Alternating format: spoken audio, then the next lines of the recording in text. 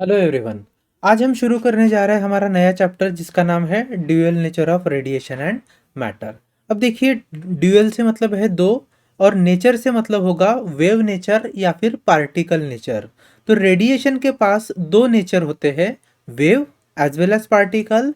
And in the similar fashion matter के पास भी दो नेचर होते हैं, particle nature and wave nature. So in first part of this particular chapter we will be studying about dual nature of radiation, और बाद में हम पढ़ेंगे ड्यूअल नेचर ऑफ मैटर, जहाँ पर हम डी ब्रॉय हाइपोथेसिस की वगैरह बात करेंगे। तो इंट्रोडक्शन पार्ट में अब समझ लेते हैं कि ड्यूअल नेचर ऐसे क्यों बोला गया है, why there is dual nature to this radiation and matter. तो as I told you before, in first part let's discuss radiation. अब देखो, रेडिएशन हम जब भी बोलेंगे रेडिएशन तो हम बात कर रहे होंगे इलेक्ट्रोमैग्नेटिक रेडिएशन के बारे में। अगर इलेक्ट्रोमैग्नेटिक रेडिएशन की बात करें तो उसमें भी टिपिकली हम बोलते हैं इलेक्ट्रोमैग्नेटिक वेव्स, जहां पर अगर हम इलेक्ट्रोमैग्नेटिक वेव्स का स्पेक्ट्रम देखें, सो इलेक्ट्रोमैग्नेटिक वेव्स इन्हें ही हम कहेंगे इलेक्ट्रोमैग्नेटिक रेडिएशन। और इसके अगर स्पेक्ट्रम की बात होगी तो बाय एंड लार्ज सबसे पहले जिसमें आता है alpha particle, then beta particle, then gamma particle, then we know X rays के बाद होता है ultra violet that is UV rays. Then we have a visible light का स्पेक्ट्रम जिसमें VIB GYOR तरह तरह के 7 कलर के lights. Then we will say infrared electromagnetic radiation. Then we know there are microwaves and radio waves. So out of all these electromagnetic waves or all these radiation, we will be saying that these radiations have dual nature. नाम है electromagnetic waves, लेकिन अब इस chapter में हम waves की particle वाले properties को स्टडी करने वाले हैं, जिसमें खास करके हमारा फोकस होगा ultraviolet radiation and visible light का रेडिएशन, और कुछ हम हीट रेडिएशंस की भी बात कर सकते हैं if you want to. Okay, चलिए, अब मैंने बोला है ultraviolet light and visible light, इनके हम ड्यूअल नेचर की बात करेंगे। तो सबसे पहले ड्यूअल नेचर से पहले याद अगर आपको होगा तो हमने वेव ऑप्टिक्स चैप्टर पढ़ा था, ठीक है। तो वेव ऑप्टिक्स में हमने समझा था कि भैया लाइट की कुछ प्रॉपर्टीज थी, जैसे interference, then we saw polarisation. तो इंटरफेरेंस, पोलराइजेशन, इसके साथ साथ डिफ्रैक्शन। अगर इन प्रॉपर्टीज को हमें स्टडी करना है तो लाइट को रे मानकर स्टडी नहीं कर सकते थे, इसलिए लाइट को हमने क्या माना था, वेव माना था, जो कि लाइट एक रेडिएशन होता है। तो यहाँ पर बात क्लियर है कि भैया लाइट को अगर वेव मानते हैं, मतलब इन विजिबल लाइट्स रेडिएशन को हम वेव मानते हैं, तो कुछ प्रॉपर्टीज है उनका स्टडी आसानी से किया जा सकता था। लेकिन इसके अलावा भी लाइट कुछ अपने फिनोमिना एग्जिबिट करता है। फॉर एग्जाम्पल फोटो इलेक्ट्रिसिटी क्या होता है? फोटो इलेक्ट्रिसिटी, तो अगर मान लीजिए कोई एक मेटल का प्लेट है, इस पर मैं लाइट रेस को इंसिडेंट करता हूँ, तो यहाँ से क्या होते हैं, इलेक्ट्रॉन्स इमिट होते हैं। एंड इलेक्ट्रॉन के इमिशन में जो पाथ वो ट्रैवल करते हैं, तो द फ्लो ऑफ चार्ज और flow of electron we called it as current. तो flow of current on account of flow of electron arised due to light radiation. जो लाइट रेडिएशन किस पर इंसिडेंट होते हैं, किसी भी मेटल के प्लेट पर इंसिडेंट होते हैं। सो यहाँ पर जो मेटल के प्लेट से जो मेटल के प्लेट से इलेक्ट्रॉन रेडिएट हुए हैं या इलेक्ट्रॉन इमिट हुए हैं, it is due to property of light that is known as photoelectricity or the electric flow on account of flow of electron due to light radiations which incidents upon a metal plate. This property is known as photoelectricity। और इस photoelectricity के phenomena को समझने के लिए हम light को wave मानकर इसे नहीं समझ सकते। हमें लाइट को क्या मानना पड़ेगा, फिर पार्टिकल मानना पड़ेगा। और यहीं से फिर बात होती है पार्टिकल नेचर ऑफ लाइट या पार्टिकल नेचर ऑफ रेडिएशन, ठीक है। सो कुछ प्रॉपर्टीज होती है जहां पर लाइट को या रेडिएशन को वेव मान सकते हैं, लेकिन कुछ प्रॉपर्टी के लाइट को पार्टिकल मानना पड़ेगा, and that's the basis of this chapter, ठीक है। आगे अब हम बात करते हैं फोटोन की और उसके एनर्जी की, साथ ही में समझेंगे कि एनर्जी का रिलेशनशिप फ्रीक्वेंसी के साथ क्या होता है। देखिए, फोटोन क्या है, मान लीजिए मेरे पास ना एक तरीके से ये टॉर्च रखा है, और टॉर्च से मैं जब भी कभी लाइट के रेडिएशंस को दिखाता हूँ तो हम जानते हैं इस तरीके से हम आज तक वेव निकालते आए हैं।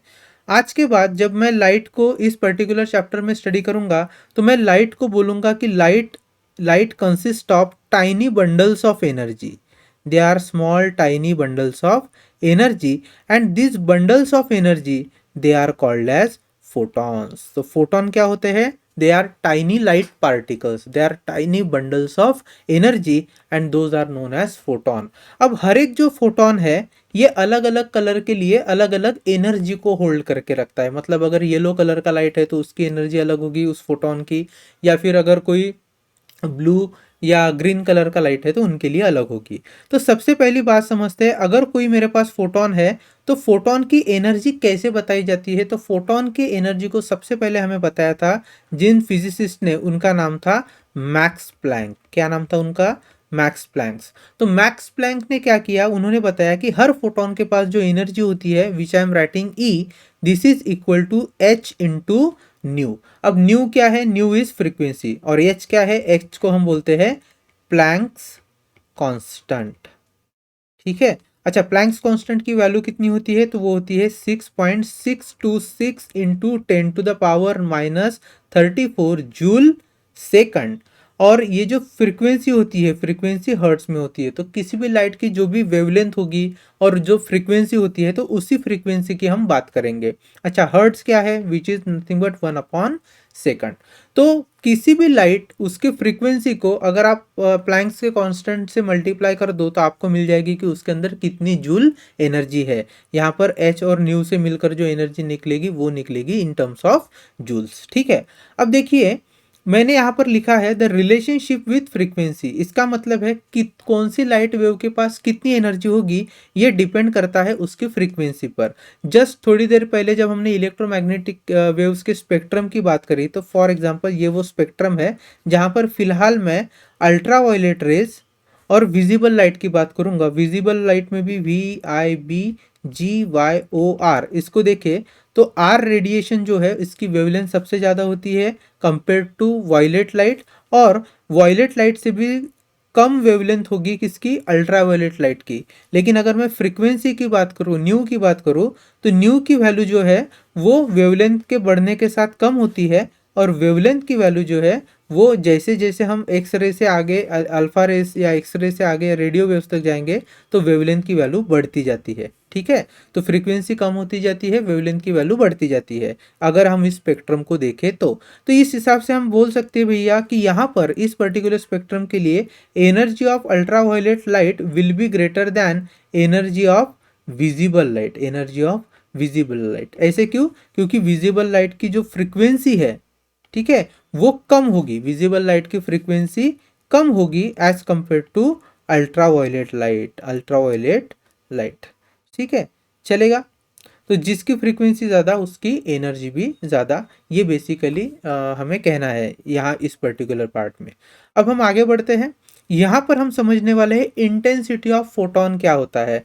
अगर आपको अच्छे से याद हो तो वेव नेचर ऑफ लाइट में हमने देखा था कि कोई भी लाइट वेव अगर वो प्रोपेगेट होती है तो उस केस में जो उसकी इंटेंसिटी होती है that is directly proportional to amplitude का square. This is what we have had already covered. But here in case of photon, if we consider light as a photon, in that case intensity is what? Intensity is number of photons. Intensity is number of photon. और यहाँ पर एक चीज याद रखना, कोई एक light है, मान लीजिए यहाँ पर मैं दो टॉर्च आपको निकाल कर दिखाता हूँ। ये मान लीजिए पहला टॉर्च है और यहाँ पर मैं ले रहा हूँ एक दूसरा टॉर्च। ठीक है।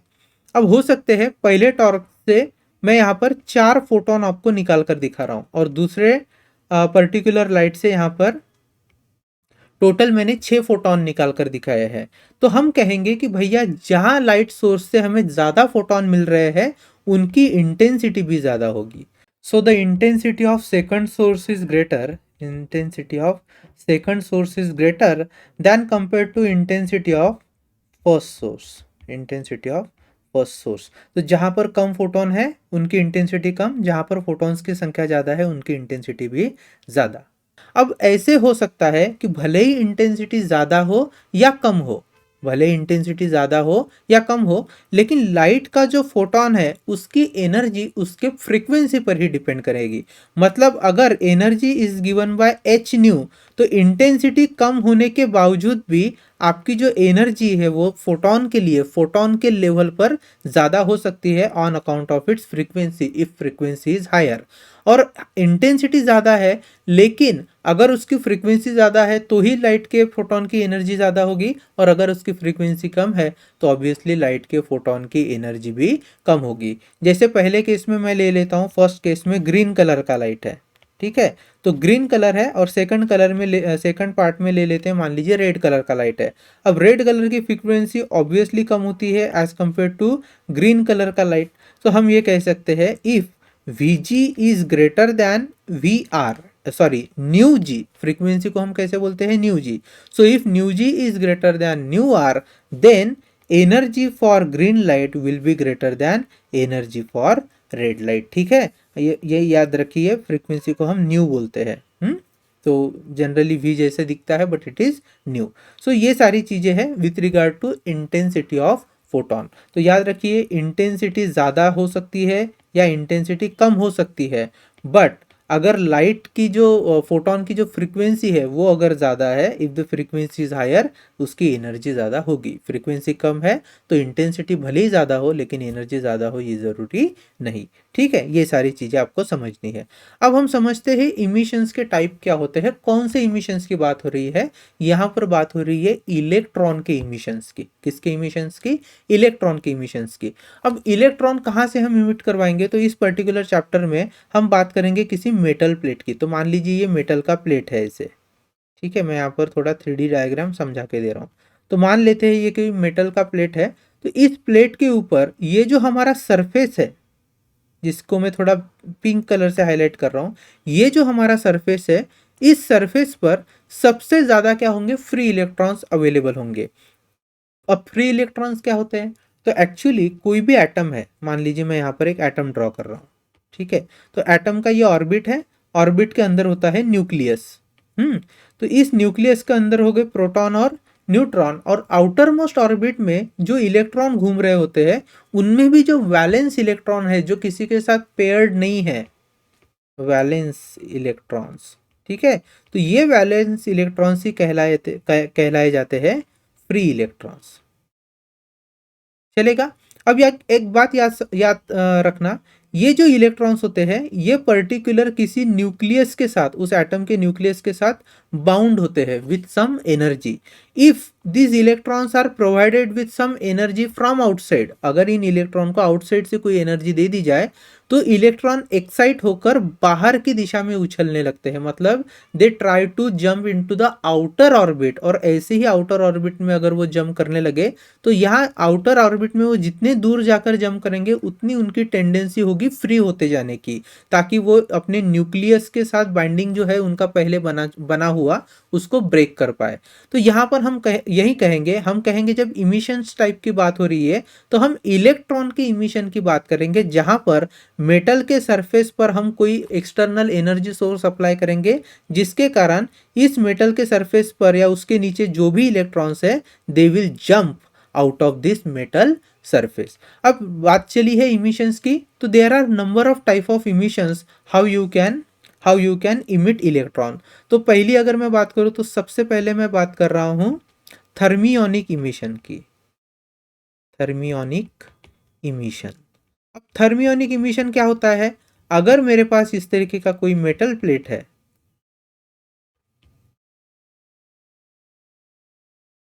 तो इस तरह का कोई मेटल प्लेट है, इस मेटल प्लेट पर अगर मैं हीट के रेडिएशन इंसिडेंट करवा दूं, तो हीट के रेडिएशन इंसिडेंट होने के साथ ही इलेक्ट्रॉन एक्साइट हो जाता है, and because of this excitation electron jump out of the orbit, and parallelly we can say the electron jump out of the metal surface. तो इस ऐसे एमिशंस जहां पर हीट रेडिएशन के कारण electron gain energy and they come out of the surface of metal, they are known as it is known as thermionic emission. फिर second होता है सेकेंडरी इमिशन। अब सेकेंडरी इमिशन क्या चक्कर है समझते हैं। अब मान लीजिए फिर से ये मेरी मेटल का सरफेस है, इसके अंदर कुछ इलेक्ट्रॉन्स मैं यहाँ पर ड्रॉ करके दिखा रहा हूँ, ठीक है।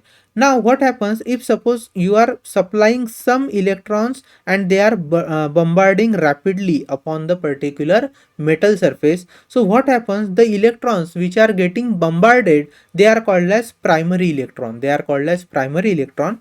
When these electron incident upon the electrons underneath this metal surface, these primary electron transfer their energy to this underneath elements or underneath electrons, and these electrons which are at the which are at metal surface, they gains energy, and because of that energy electron jump out of the metal surface. So when this kind of electron, when they move out of the metal surface, this emission is known as secondary emission, because emission causing factor is your primary electron. Third है electric field emission. अब electric field emission में क्या होता है, electric field emission, electric field emission में क्या होता है, वही आपका मेटल का सरफेस है, but now you are using electric field lines and strong electric field lines अगर इलेक्ट्रॉन के संपर्क में आते हैं, still electron gets emit out of the metal surface, and that is known as electric field emission. But what we are interested in is photo emission. So fourth but very important part is photo emission. अब देखिए photo emission क्या होता है। तो अगर मैं light का photon किसी मेटल के सरफेस पर इंसिडेंट करवाता हूँ, जैसे यहाँ पर देखिए मैं लाइट के कुछ फोटॉन्स ड्रॉ कर रहा हूँ, ठीक है।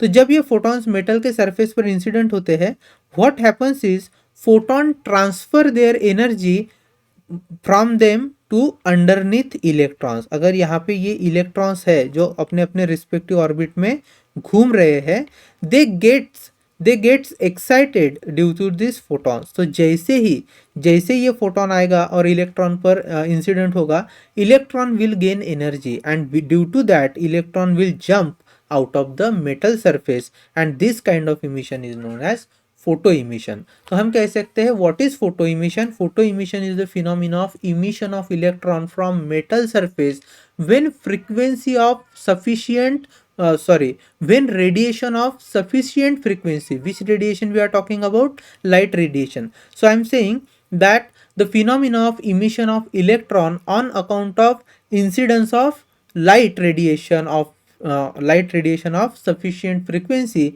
this phenomena is known as photo emission. Okay, so चलो यहाँ तक हमने समझ लिया। अब हम आगे बढ़ते हैं। अब हम समझते हैं what is mean by work function and kinetic energy और मैक्सिमम काइनेटिक एनर्जी। देखिए थोड़ी देर पहले हमने क्या किया था, मान लीजिए ये मेटल का सरफेस है, okay.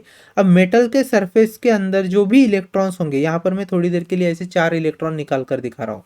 Now this electrons they are bound with their nucleus. तो यहाँ पर न्यूक्लियस के साथ वो बाउंड है, इसलिए वो इजीली बाहर नहीं निकल सकते। अब मान लीजिए ये मैं यहाँ पर अपना ब्लैक कलर से एक इलेक्ट्रॉन आपको ड्रॉ करके दिखा रहा हूँ। इस इलेक्ट्रॉन को अगर मेटल के बाहर निकलना है तो कम से कम हो सकता है 2 इलेक्ट्रॉन वोल्ट की एनर्जी चाहिए। अब एनर्जी का यूनिट इलेक्ट्रॉन वोल्ट हम यहाँ पर यूज करने वाले हैं। वो कैसे आता है, क्या आता है, बाद में समझेंगे। अभी बस इतना देख लीजिए कि मेरे पर्टिकुलर एग्जांपल में मैं बोल रहा हूँ कि मेरे पास जो इलेक्ट्रॉन है उसको मेटल का सरफेस छोड़ने के लिए कम से कम कितनी एनर्जी चाहिए, 2 इलेक्ट्रॉन वोल्ट एनर्जी चाहिए। अब अगर कोई फोटोन ऊपर से आता है और इस इलेक्ट्रॉन पर आकर इंसिडेंट होता है, ठीक है, तो अपनी एनर्जी किसे ट्रांसफर करता है, इलेक्ट्रॉन को ट्रांसफर करता है। मान लीजिए जो फोटोन आ रहा है उसकी भी एनर्जी है 2 electron volt. Now what will happen, this particular electron it will transfer its energy to this electron, and due to that this electron will move up to the surface. ये electron कहाँ तक आ जाएगा, surface तक आ जाएगा, leaving its nucleus behind. तो nucleus छोड़ देगा, वो सरफेस पर आकर वो फ्री हो जाएगा। तो ये यहाँ अपने ऑर्बिट से निकलकर सरफेस तक आने के लिए उसको जितनी एनर्जी लगी है उसे ही हम कहते हैं वर्क फंक्शन। और वर्क फंक्शन को याद रखना फाई नॉट से डिनोट करते हैं। कैसे डिनोट करते हैं, फाई नॉट से। तो what is work function, it is the minimum amount of energy required by the electron in order to jump out of the metal surface और come at the metal surface और gets free. ठीक है, ये होता है work function. और work function में मैं आपको यहाँ पर सिंपली बता देता हूँ, हालांकि इसे हमें डिटेल में स्टडी करना है। जिस तरीके से फोटोन की एनर्जी होती है E is equal to H nu, वैसे ही वर्क फंक्शन की हम एनर्जी बताते हैं phi naught is equal to H nu naught. अब न्यू नॉट कहते हैं थ्रेशोल्ड फ्रीक्वेंसी। क्या कहते हैं? Threshold frequency. अब थ्रेशोल्ड फ्रीक्वेंसी का मतलब क्या है समझाता हूं। मान लीजिए E is equal to H nu है। अब जस्ट फॉर एन एग्जाम्पल हम लेते हैं H की वैल्यू 1, ठीक है। तो यहां पर मैं दो अलग अलग तरीके के फोटोन ले रहा हूं। ये एक फोटोन है जो मैंने हैश लाइन से रिप्रेजेंट किया है, और दूसरा एक फोटोन लेता हूं, मान लीजिए ऐसा ये फोटोन है, इसको मैं डॉटेड लाइन से रिप्रेजेंट कर रहा हूं। तो इसकी जो एनर्जी है इसको E2 बोलता हूं, पहले के फोटोन की एनर्जी E1 बोलता हूं।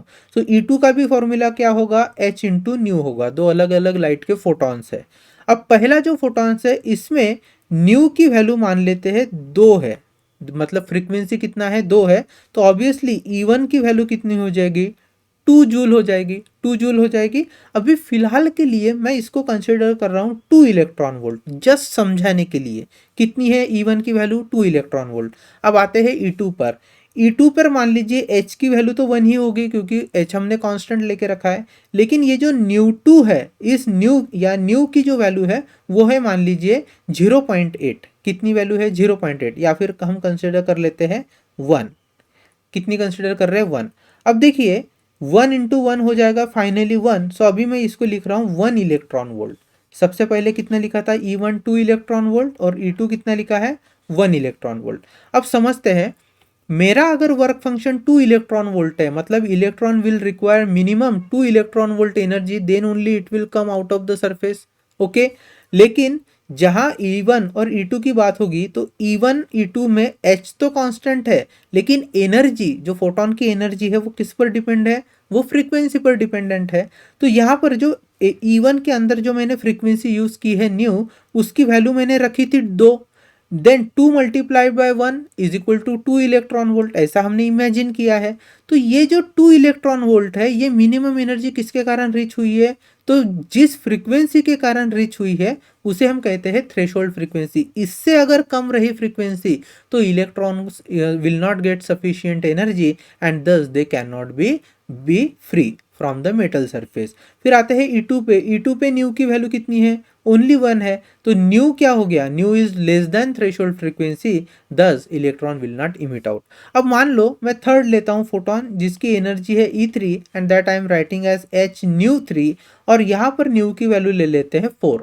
तो हम जानते हैं मिनिमम तो हमें 2 चाहिए थी, लेकिन है कितनी? 4। तो इस केस में ये जो फ्रीक्वेंसी है it is quite more than sufficient to meet work function. तो मतलब ये वर्क फंक्शन मीट करेगा। अब यहाँ पर ना E1 और E3 को कंपेयर करते हैं। अगर मैं E1 की बात करूं, ठीक है, ध्यान से समझिए। अगर मैं E1 की बात करूं तो ये फोटोन अगर E1 एनर्जी के साथ इलेक्ट्रॉन पर जाकर इंसिडेंट होगा तो क्या होगा? This electron will get sufficient energy. कितनी? 2 electron volt, so that it would just come at the surface. वो सरफेस से बाहर दौड़ेगा नहीं, वो बस कहां पर आ जाएगा? सरफेस पर आ जाएगा। क्यों? क्योंकि इसके अंदर जो फ्रीक्वेंसी है फोटोन के अंदर it is equal to threshold frequency, जिसके कारण सिर्फ वर्क फंक्शन मीट हुआ है। अब आते हैं E3 पे। तो E3 वाला जो फोटोन है, E3 एनर्जी वाला जो फोटोन है, इसमें जो फ्रीक्वेंसी है it is greater than threshold frequency. और अगर ऐसा हुआ तो मान लो कि E3 एनर्जी वाला फोटोन जब इस पर्टिकुलर इलेक्ट्रॉन पर इंसिडेंट होगा तो E3 वाले फोटोन के पास अभी फिलहाल एनर्जी कितना है? 4 इलेक्ट्रॉन वोल्ट। तो 4 में से वो 2 इलेक्ट्रॉन वोल्ट इस इलेक्ट्रॉन के पास किस फॉर्म में यूज होगा? To overcome the work function. मतलब वर्क फंक्शन के लिए वो 2 इलेक्ट्रॉन वोल्ट खर्च कर लेगा इलेक्ट्रॉन, और बचा हुआ जो एक्स्ट्रा 2 इलेक्ट्रॉन वोल्ट है that will be utilized for that electron to have some kinetic energy, and that kinetic energy will be of 2 electron volt. तो पहले के 2 electron volt plus kinetic energy के 2 इलेक्ट्रॉन वोल्ट, ऐसे मिला के 4 electron volt उसे कहां से मिले थे? फोटोन से मिले थे।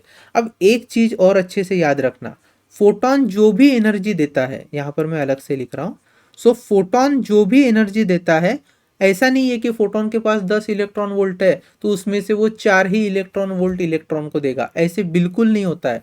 जितनी भी एनर्जी होगी फोटोन के पास वो सारी की सारी किसे दे देता है, इलेक्ट्रॉन को दे देता है, and itself get vanished, और वो खुद वैनिश हो जाता है, वो रुक कर नहीं रहता है। ऐसे भी नहीं करता है कि भैया एक फोटोन है, मान लीजिए एक फोटोन है, ये पर्पल कलर से मैं फोटोन लिख रहा हूँ, जिसकी एनर्जी है मान लीजिए 6 electron volt, just for an example, और हमारे पास दो अलग अलग इलेक्ट्रॉन है यहाँ पर।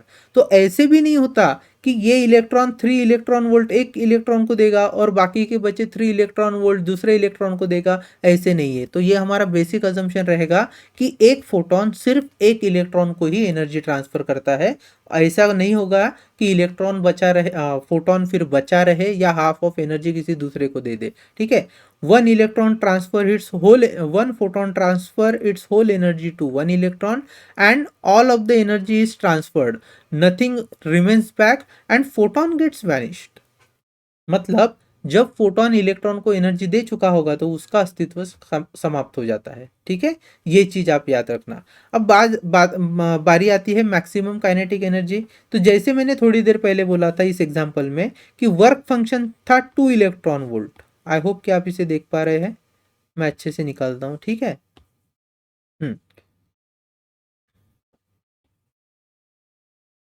चलिए देखते हैं। किसी फोटोन ने अगर अपनी एनर्जी दे दी तो वर्क फंक्शन में वो इलेक्ट्रॉन एनर्जी यूज करता है, और जो बची हुई एनर्जी होती है, जस्ट फॉर एग्जांपल मैं यहाँ पर लिख लेता हूँ 6 इलेक्ट्रॉन वोल्ट। तो एक इवन 6 इलेक्ट्रॉन वोल्ट है ऐसा मान लेते हैं। इसमें से 2 इलेक्ट्रॉन वोल्ट तो उसने वर्क फंक्शन को ओवरकम करने के लिए कर लिया ताकि वो मेटल के सरफेस पर आए। तो जो काइनेटिक एनर्जी बचती है, अब वो मैक्सिमम काइनेटिक एनर्जी कितनी होगी उसके पास, 4 इलेक्ट्रॉन वोल्ट की होगी। अब मैक्सिमम वर्ड क्यों यूज करता हूं मैं, तो जैसे ही इलेक्ट्रॉन अंडरनीथ से लेकर सरफेस पर आता है, तो सरफेस पर आने के बाद उसके पास जो एनर्जी होती है वो मैक्सिमम होती है। इस केस में है वो 4 इलेक्ट्रॉन वोल्ट। तो इस कारण हम बोलते हैं maximum kinetic energy of an electron is at the surface of metal, ठीक है। और पूरे एनर्जी में से सॉरी जो भी काइनेटिक एनर्जी होगी it will be equal to total energy minus work function. तो किसकी टोटल एनर्जी, फोटोन की total energy minus work function, ठीक है। ये सारी चीजें हैं, आगे बढ़ते हैं। अब हम समझेंगे positive potential and negative potential के बारे में, कि पॉजिटिव पोटेंशियल जिसको हम बाद में एक्सेलरेटिंग पोटेंशियल भी बोलेंगे, और फिर रिटार्डिंग पोटेंशियल या फिर निगेटिव पोटेंशियल क्या होता है। इसको ना थोड़े एक एग्जांपल से समझते हैं, जिसको आगे हम हर्ट्ज एक्सपेरिमेंट में भी कवर करने वाले हैं। तो पहले देख लेते हैं भैया पॉजिटिव पोटेंशियल क्या है। मान लीजिए मेरे पास एक मेटल की प्लेट है, ठीक है। तो इस तरीके मैंने मेटल की प्लेट ले ली है, और ये फोटो सेंसिटिव प्लेट है, मतलब लाइट के लिए ये काफ़ी ज़्यादा सेंसिटिव होने वाली प्लेट है। इसको मैं लिखता हूँ इमीटर प्लेट ई। क्यों इमीटर प्लेट, क्योंकि जैसे इस प्लेट पर लाइट गिरेगी तो यहाँ इस प्लेट से इलेक्ट्रॉन इमिट होना चालू होंगे। फिर इसके जस्ट अपोजिट कुछ डिस्टेंस पर मैं एक दूसरी प्लेट लगता हूँ जिसको बोलता हूँ collector plate. So this is my collector plate and this is our emitter plate, okay. अब इमीटर प्लेट और कलेक्टर प्लेट के बीच में हम क्या कर लेते हैं, एक छोटी सी बैटरी अटैच करेंगे। ऐसा क्यों करेंगे, तो देखो जब भी किसी इमीटर प्लेट पर फोटॉन्स इंसिडेंट होंगे, और अगर उन फोटॉन्स की जो फ्रीक्वेंसी है वो थ्रेशोल्ड फ्रीक्वेंसी से ज़्यादा होगी, तो ऑब्वियसली वर्क फंक्शन से ज़्यादा एनर्जी होने के कारण electron they will emit out of this metal surface. तो इलेक्ट्रॉन इस मेटल सरफेस से बाहर आ जाएंगे। अच्छा, इलेक्ट्रॉन बाहर होने के बाद वो क्या स्ट्रेट ही ट्रैवल करते हैं, नहीं, ऐसा कुछ नहीं है। कोई इलेक्ट्रॉन हो सकता है जो साउथ की दिशा में जा रहा है, कोई नॉर्थ की दिशा में, कोई नॉर्थ ईस्ट की दिशा में, इस तरीके से जाता है। तो बहुत कम इलेक्ट्रॉन्स होते हैं जो इस कलेक्टर प्लेट तक आएंगे। और मैंने क्या किया है, इमीटर प्लेट और कलेक्टर प्लेट को किसी अगर वायर से अटैच किया है, तो because of this reach of few electrons to the collector plate a feeble electric current will be produce. Feeble मतलब बहुत ही कमजोर इलेक्ट्रिक करंट इस सर्किट में आ जाएगा, जिसे हम कहेंगे फोटो करंट। क्या कहेंगे, फोटो करंट या फोटो इलेक्ट्रिसिटी। तो फोटो करंट या फोटो इलेक्ट्रिसिटी क्या होती है, तो हम कहेंगे the amount of current starts to flow into the circuit on account of emission of electron when the light radiation और when light of suitable frequency incident upon metal plate. ये होता है फोटो करंट। इसकी definition को आगे हम लिखेंगे, फिलहाल बस कॉन्सेप्ट के लिए समझ लेते हैं। तो नाउ लाइट इंसिडेंट हो चुका था हमारी इमीटर प्लेट पे, यहाँ से कौन बाहर आए थे, इलेक्ट्रॉन। लेकिन सारे के सारे इलेक्ट्रॉन कलेक्टर प्लेट पर कलेक्ट नहीं हो रहे हैं, जिसके कारण बहुत कम करंट कहाँ से फ्लो हो रहा था, सर्किट से फ्लो हो रहा था। तो अब मैं क्या करता हूँ, देखिए यहाँ इस वायर के अक्रॉस एक छोटी सी बैटरी अटैच करता हूँ। बैटरी का जो निगेटिव टर्मिनल है उसे हम इमीटर प्लेट के साथ अटैच करेंगे, और बैटरी का जो पॉजिटिव टर्मिनल है, जस्ट ए मिनट, बैटरी का जो पॉजिटिव टर्मिनल है उसे हम कलेक्टर प्लेट के साथ अटैच करेंगे। ऐसे क्यों? क्योंकि जैसे ही अगर मैंने निगेटिव टर्मिनल बना दिया इमीटर प्लेट को अटैच करके, निगेटिव अगर उस प्लेट को निगेटिव बना दिया और फिर लाइट रेस को इंसिडेंट किया है इस प्लेट पर, तो क्या हो जाता है, this electrons those who gets emit out of the metal surface, this electron feels repulsion। क्योंकि इमीटर प्लेट पर कौन सा चार्ज आ चुका है, निगेटिव। इमीटर प्लेट किसके साथ अटैच है, बैटरी के निगेटिव टर्मिनल के साथ। तो because of the negative charges on emitter plate, electron feels repulsion, और वो जोर से अपोजिट दिशा में भागने लगते हैं।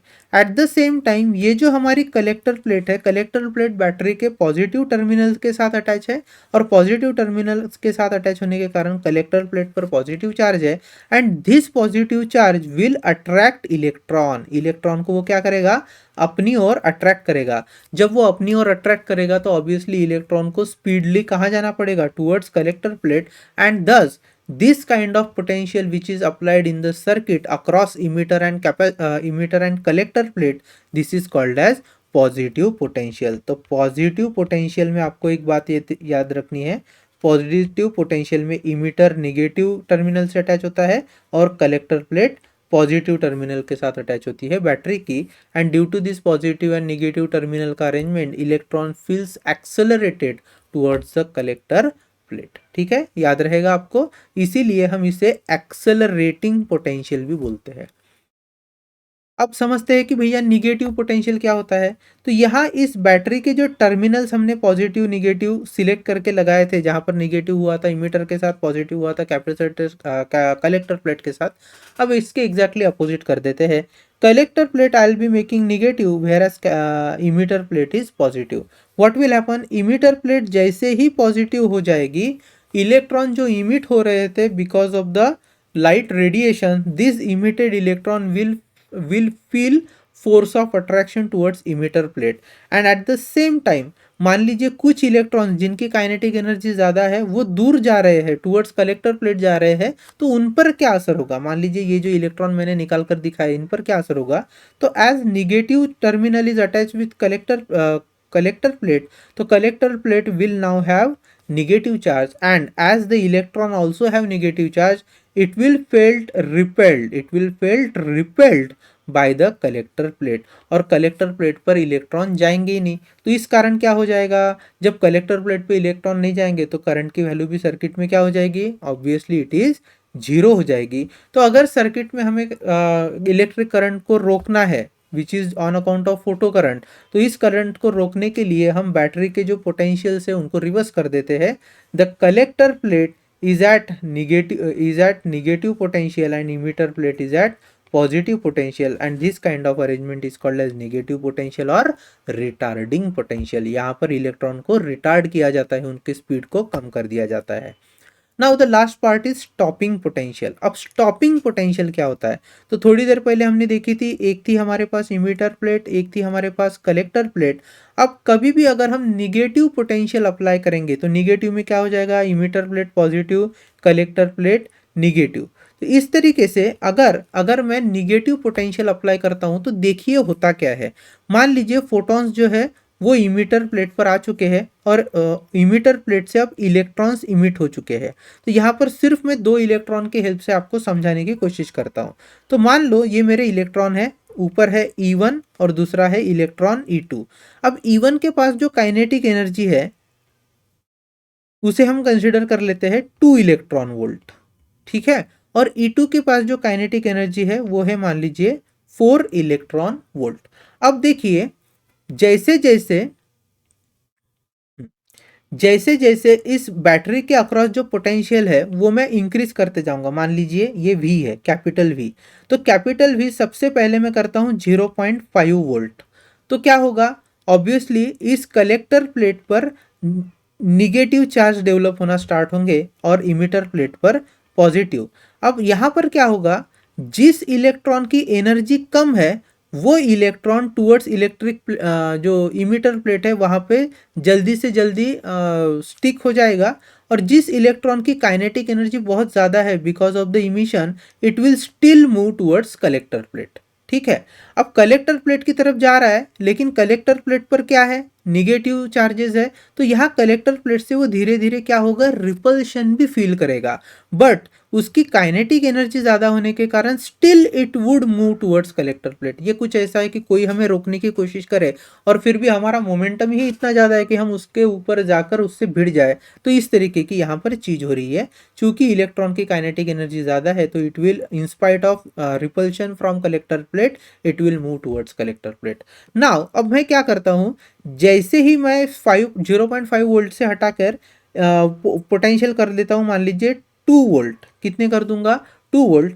तो 2 वोल्ट पोटेंशियल पे अगर ऐसा हुआ कि ये जो मेरा E2 इलेक्ट्रॉन है, ये जो मेरा E2 इलेक्ट्रॉन है, ये फिर भी क्या हो रहा है, इस कलेक्टर प्लेट तक पहुंच ही रहा है। भले अब पहले जितना स्पीडली नहीं पहुंचता है वो, लेकिन चूंकि उसकी काइनेटिक एनर्जी सफिशिएंटली लार्ज है, it still reaches at collector plate, और थोड़ा सा फीबल मतलब वीक करंट फिर भी देखने को मिलता है। अब मैं क्या करता हूँ, थर्ड टाइम ये जो पोटेंशियल का वैल्यू है निगेटिव पोटेंशियल का, ये कौन से पोटेंशियल है, सारे निगेटिव पोटेंशियल की हम बात कर रही है। निगेटिव पोटेंशियल मतलब collector plate is at negative terminal. अब मैंने क्या कर देता हूँ, मैं 3 वोल्ट कर देता हूँ। 3 वोल्ट पे भी कुछ सर्टन नंबर ऑफ इलेक्ट्रॉन्स है, वो कहाँ पर रीच हो चुके हैं, कलेक्टर प्लेट। और मान लीजिए जैसे ही 4 वोल्ट में कर रहा हूँ पोटेंशियल, और देखता हूँ कि 4 वोल्ट पर, यहाँ पर अगर कोई मिली एम्पीटर लगाए तो 4 वोल्ट पर मुझे कोई डिफ्लेक्शन नहीं दिखता, मतलब करंट की जो वैल्यू है वो डायरेक्टली क्या हो चुकी है, 0। कब, अगर मैंने निगेटिव पोटेंशियल कितने वोल्ट का अप्लाई किया, 4 वोल्ट का। तो if I say for the 4 volt of electric potential और negative electric potential, if the photo electric current completely stops, then that is known as stopping potential. तो ये जो 4 volt है, this 4 volt is known as stopping potential. Stopping potential. अब क्या होगा, 4 volt से ज़्यादा में 4.5 वोल्ट, 5 वोल्ट, 7 वोल्ट, इतने कितने भी वोल्टेज बढ़ाते जाओ, बट आफ्टर 4 वोल्ट, ठीक है। और ये कौन से वोल्टेज, निगेटिव वोल्टेज। तो जितने भी मैं वोल्टेजेस बढ़ाते जाऊं आफ्टर 4 वोल्ट, तो सारे पोटेंशियल के लिए करंट की वैल्यू 0 होगी। मतलब मिनिमम पोटेंशियल कितना था मेरा, 4 वोल्ट था, और मिनिमम 4 वोल्ट पोटेंशियल पे फोटो करंट स्टॉप हो गया है। तो हम कहते हैं भैया स्टॉपिंग पोटेंशियल वो minimum value of negative potential होती है जहां पर flow of electron completely stops. तो stopping potential it is the minimum value of, it is the minimum value of negative potential or retarding potential for which photocurrent stops। ठीक है, ये अब याद रखना। दूसरी मैं एक चीज आपको बता देता हूं, ये जो स्टॉपिंग पोटेंशियल होता है, स्टॉपिंग पोटेंशियल, जिसका नेचर था निगेटिव। निगेटिव मतलब collector plate negative, emitter plate positive, ये हमें पता होनी चाहिए बात। दूसरी वोल्ट, इलेक्ट्रॉन, ये जो स्टॉपिंग पोटेंशियल है इसका इलेक्ट्रॉन के काइनेटिक एनर्जी से क्या रिलेशन है, इसे समझते हैं। देखो ये है मेरी emitter plate, this is my emitter plate. Emitter plate से कुछ सर्टन नंबर ऑफ इलेक्ट्रॉन्स बाहर आए हैं। हर किसी की एनर्जी लेवल अलग अलग हो सकती है। पहले की मान लीजिए, पहले की 1 इलेक्ट्रॉन वोल्ट है, दूसरे की 2 इलेक्ट्रॉन वोल्ट है, और तीसरे की मान लेते हैं 4 इलेक्ट्रॉन वोल्ट एनर्जी है। अब ये जा कहाँ तक रहे हैं, वो जा रहे हैं टुवर्ड्स कलेक्टर प्लेट। ठीक है, तो इस तरीके से ये आगे सर्किट जाते रहेगा।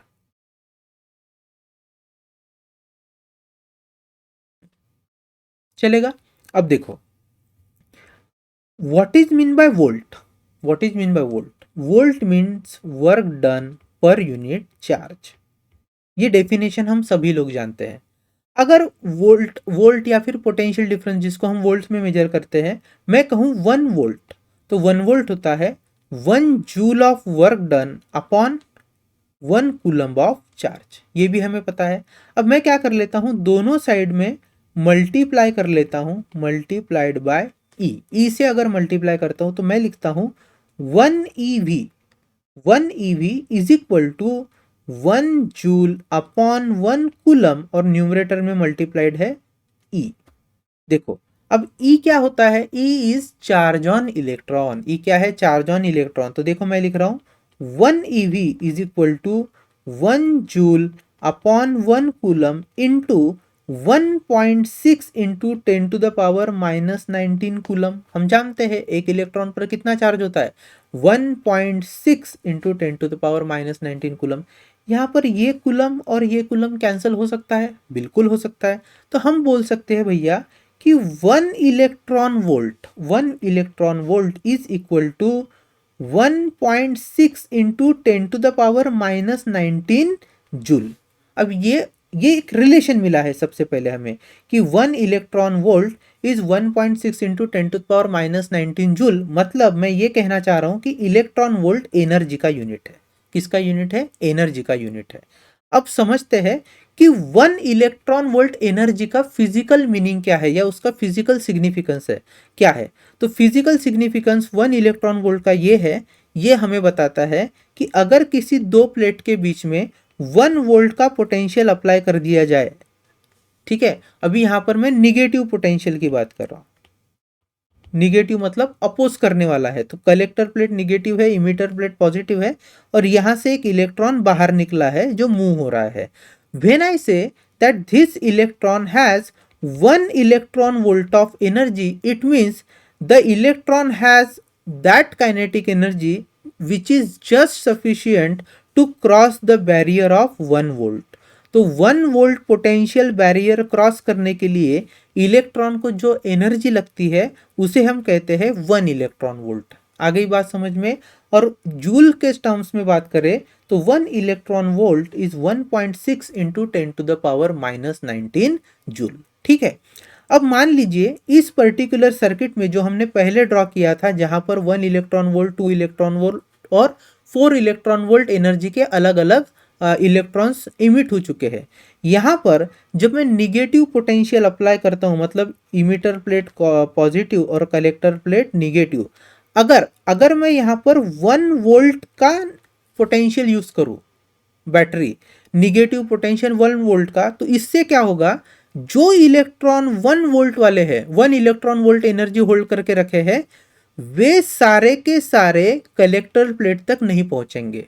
लेकिन जो इलेक्ट्रॉन 2, 3, 4, 6, 8 इस तरीके की इलेक्ट्रॉन वोल्ट एनर्जी होल्ड करके रखे हैं, they have got sufficient energy to cross this potential barrier, complete potential barrier.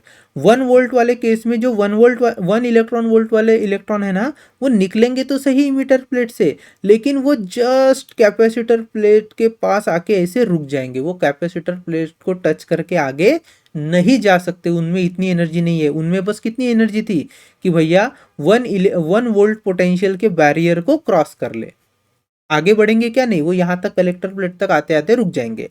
तो हमने देखा कि 1 इलेक्ट्रॉन वोल्ट वाले एनर्जी जो पार्टिकल के पास है वो आगे नहीं जाएंगे। अच्छा, ये 1 इलेक्ट्रॉन वोल्ट काइनेटिक एनर्जी है, इसका मतलब जब फोटोन इमिटर प्लेट पर इंसिडेंट हुआ होगा तो some energy would have been used as a work function, और बाकी की जो बची हुई एनर्जी थी वो थी 1 इलेक्ट्रॉन वोल्ट। फिर उस तरीके से फिर 2 इलेक्ट्रॉन वोल्ट वाले इलेक्ट्रॉन्स है हमारे पास, तो क्या होगा, यहाँ क्योंकि पोटेंशियल डिफरेंस 1 वोल्ट का था, तो ये 2 इलेक्ट्रॉन वोल्ट और 4 इलेक्ट्रॉन वोल्ट वाले इलेक्ट्रॉन कलेक्टर प्लेट तक आएंगे, and that will give you some value of current in the circuit. Now क्या हो अगर मैं पोटेंशियल को 1 वोल्ट से बढ़ाकर 2 वोल्ट कर दूं, तो जैसे ही मैं 2 वोल्ट करूंगा, अब क्या होगा, यहाँ इस पर्टिकुलर केस में 1 इलेक्ट्रॉन वोल्ट काइनेटिक एनर्जी वाले इलेक्ट्रॉन और 2 इलेक्ट्रॉन वोल्ट वाले काइनेटिक एनर्जी इलेक्ट्रॉन, ये क्रॉस नहीं करेंगे कलेक्टर प्लेट को, मतलब 2 इलेक्ट्रॉन वाले यहाँ से तो निकलेंगे इमिटर प्लेट से, लेकिन कलेक्टर प्लेट तक आते आते जस्ट कलेक्टर प्लेट के पास ही वो अपना दम तोड़ देंगे, वो इसे क्रॉस नहीं कर पाएंगे। तो अब यहाँ पर 2 वोल्ट पोटेंशियल में, निगेटिव पोटेंशियल में 1 electron volt and 2 electron volt वाले इलेक्ट्रॉन नहीं पहुंचेंगे। तो कौन पहुंच रहा था फिर? 4 इलेक्ट्रॉन वाला। तो पहले से अब करंट और कम हो चुका है, क्योंकि पहले 1 इलेक्ट्रॉन वोल्ट वाला नहीं जा रहा था, 2 और 4 जा रहा था। अब 1 भी नहीं जा रहा है, 2 इलेक्ट्रॉन वोल्ट वाला भी नहीं जा रहा है, तो कौन जा रहा है? बस 4 इलेक्ट्रॉन वोल्ट वाला ही इलेक्ट्रॉन यहाँ तक पहुंच पा रहा है। अब मैं क्या कर लेता हूँ, फिर पोटेंशियल बढ़ा रहा हूँ, 3 वोल्ट कर रहा हूँ, फिर भी ये 4 इलेक्ट्रॉन वोल्ट वाला इलेक्ट्रॉन जाएगा, क्योंकि उसकी एनर्जी ज़्यादा है। अब हम क्या कर लेते हैं, 4 वोल्ट का पोटेंशियल अप्लाई करेंगे, और जैसे ही मैं 4 वोल्ट का पोटेंशियल अप्लाई करूंगा तो 1 इलेक्ट्रॉन वोल्ट 2 इलेक्ट्रॉन वोल्ट तो जाएंगे ही नहीं, साथ में ये जो 4 इलेक्ट्रॉन वोल्ट वाला इलेक्ट्रॉन है, इतनी एनर्जी वाला, ये भी इमीटर प्लेट से तो निकलेगा तो सही, लेकिन कलेक्टर प्लेट पर जस्ट आके ड्रॉप डाउन हो जाएगा। मतलब वो कलेक्टर प्लेट को क्रॉस करके आगे फिर सर्किट में फ्लो नहीं होगा, मतलब करंट की जो वैल्यू है वो क्या हो जाएगी? 0। तो मैं कह सकता हूँ भैया, ये जो 4 वोल्ट का स्टॉपिंग पोटेंशियल है, this is capable enough to stop 4 electron volt वाला electron.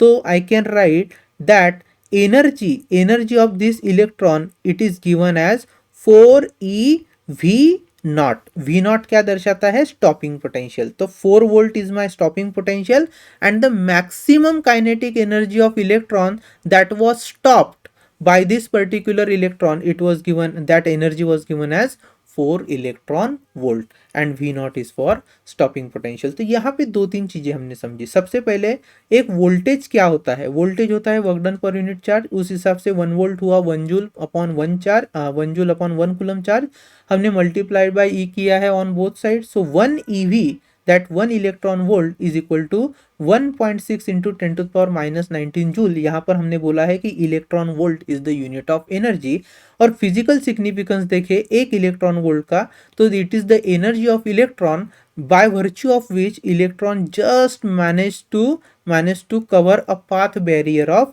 1 volt negative potential. Now if I say that particular electron can cross up to 4 volt का barrier and then it stops, it means the maximum kinetic energy held by that electron is 4 electron volt, and if अगर 4 volt पे ही electron रुक जा रहा है, current stop हो रहा है, so that stopping potential is 4 volt. ठीक है, सो स्टॉपिंग पोटेंशियल हम बोल सकते हैं it is that minimum amount of, stopping potential is that minimum amount of negative potential at which current completely stops और flow of electron completely stops. तो ये सारी चीजें हैं स्टॉपिंग पोटेंशियल से related. Negative potential, then positive potential जिसे हम accelerating potential भी कहते हैं, नेगेटिव पोटेंशियल जिसे हम रिटार्डिंग पोटेंशियल भी कहते हैं। Then we have saw what is work function and maximum kinetic energy. तो work function is the minimum amount of energy required by that electron in order to jump out of the metal surface, and kinetic energy maximum मतलब work function cross करने के बाद electron के पास जो भी energy बचती है वो होती है उसकी maximum kinetic energy which is available at the surface of metal plate. उसके पहले हमने देखा था काफ़ी सारे इमिशन टाइप्स, जिसमें थर्मियोनिक इमिशन, वहाँ पर क्या हुआ था, जो हीट रेडिएशन है उसके कारण इलेक्ट्रॉन ने एनर्जी गेन की थी and it got emitted, so such emission was thermionic emission. Then secondary emission, इसमें हम क्या करते हैं, प्राइमरीली इलेक्ट्रॉन्स को बम्बार्ड करवाते हैं हमारे मेटल के सरफेस पर, जहाँ से मेटल के सरफेस से फिर इलेक्ट्रॉन इमिट होते हैं। This emitted electrons they are called as secondary emissions.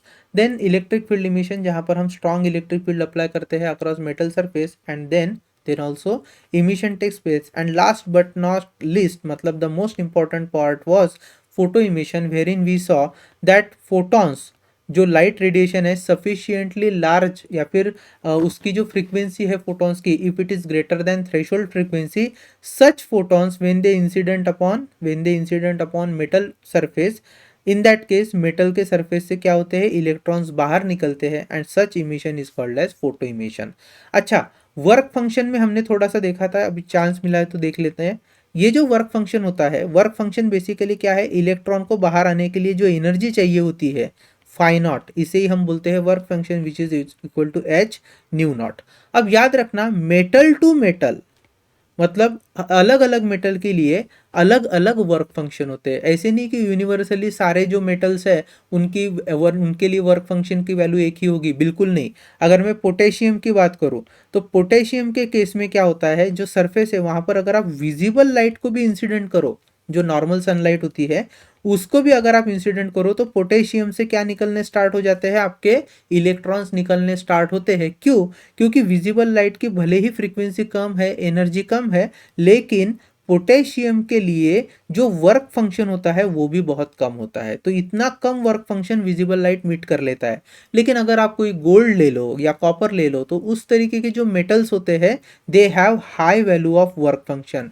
It means the energy radiations that will be falling upon metal surface should have high frequency. So for such kind of metal we can say work function is higher. So work function differs from metal to metal, and similarly the frequency requirement or threshold frequency requirement is different for different metal. जैसे tungsten हो गया तो tungsten में work function की value nearly होती है 1.5 electron volt, उससे काफ़ी कम होती है पोटेशियम सेजियम के लिए। ठीक है, जो अल्कली मेटल्स होते हैं ना उनके लिए काफ़ी कम होती है किसकी वैल्यू, वर्क फंक्शन की।